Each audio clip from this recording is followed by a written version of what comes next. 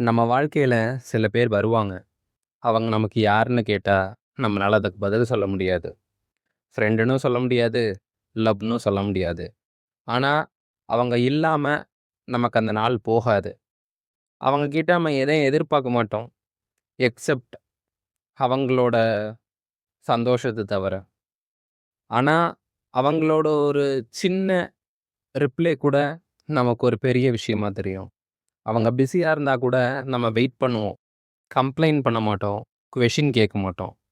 நம்ம இம்பார்ட்டன்ஸ் அவங்க லைஃப்ல குறைஞ்சாலும், நம்ம மனசுல அவங்களோட இம்பார்ட்டன்ஸ் எப்பயுமே குறையாது. நம்ம ஃபீலிங்ஸ சொல்லணும்னு தோணும். ஆனா சொல்ல மாட்டோம். ஏன்னா, நம்ம பாண்டிங்ல எதனா ஒரு சேஞ்ச் ஆயிடுமோன்னு பயம். அதனால தான் அந்த பாசம் சைலன்ட்டா இருக்கும். இந்த மாதிரியான பாண்டிங்க்கு பேர் இருக்காது. ஆனா, இது ஒரு உண்மையான பாண்டிங். லவ் இல்ல. ஆனா லவ்க்கும் மேல ஒரு ஸ்ட்ராங்கான பாண்டிங்.